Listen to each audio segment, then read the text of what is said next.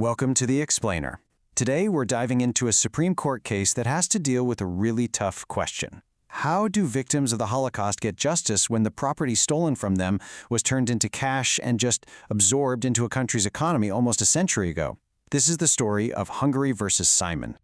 And really, this whole case starts not in a courtroom, but with what the plaintiffs themselves, quoting Winston Churchill, call probably the greatest and most horrible crime ever committed. The Hungarian Holocaust was uniquely fast and just horrifyingly efficient, and it's that tragic history that kicked off a legal fight for some kind of restitution, a fight that would cross decades and continents and land right at the doorstep of the U.S. Supreme Court.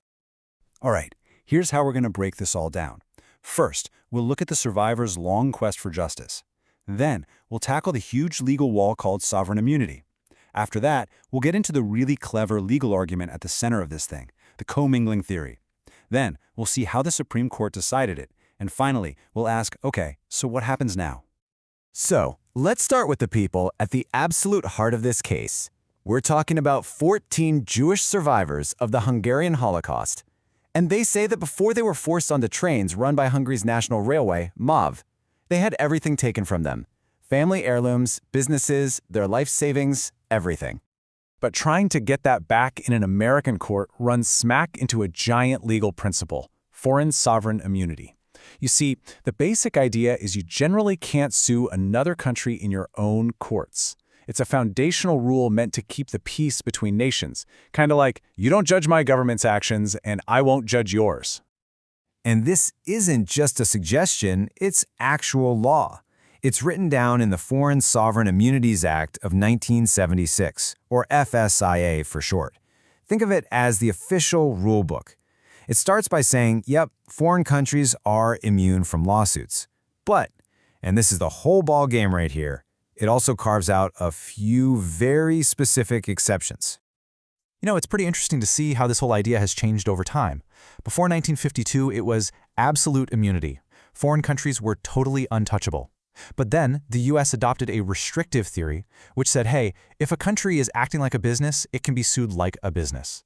A really key case here was Sabatino back in '64, where a lawsuit was allowed because money from stolen Cuban sugar was traced to one specific bank account in New York. And all of that led to Congress making it official with the FSIA in 1976. So this is the crucial part.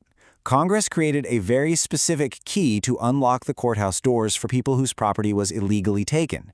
But the key has two prongs. First, the property had to be taken in a way that violates international law. Check. Second, either that exact property or property it was exchanged for has to have some kind of business connection to the United States. And that second part, that's the real challenge here. And this leads us right to the central puzzle of the case and the plaintiff's really creative legal strategy. I mean, their stolen property wasn't one painting you could track down. It was millions of dollars in assets, all turned into cash 80 years ago. So how on earth could they prove a connection to U.S. business today? Right, here's the billion-dollar question, literally. The plaintiffs say Hungary sold off their stuff and just dropped the cash into the national treasury. How do you possibly trace those specific dollars after they've been mixed in with billions of other dollars spent over 80 years through massive changes in government? It seems impossible. And this slide lays out the fight perfectly. The survivors argued that because Hungary mixed, or commingled, the stolen money into its general bank account, and then later used money from that same account to do business in the U.S., the connection is made. The whole pot of money is tainted. But Hungary said no, that's not good enough. You have to prove that the very dollars from your property were the ones used in that U.S. business deal. A much, much higher bar.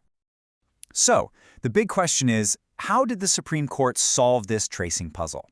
Well, they came back with a clear, direct, and unanimous 9-0 decision, with the opinion written by Justice Sotomayor. The court came down against the survivors' commingling theory. They said that simply claiming that stolen money was mixed into a big pot of government funds is not enough all by itself to create the commercial link to the U.S. that the law requires. And their thinking really boiled down to three main points. First, they just looked at the plain text of the law. They said, look, the law doesn't treat a painting differently than cash. You have to trace the property exchanged for your original property. Second, they looked at the purpose of the FSAI. It was supposed to be a narrow, limited exception, and this commingling theory would blow the doors wide open. And third, foreign relations. The court was worried that if they made this rule too broad, other countries might start suing the U.S. in their own courts. So that brings us to the big so what? What does this ruling actually mean for these survivors and for anyone else with these kinds of historical claims? So did the Supreme Court just slam the door shut on these kinds of claims for good?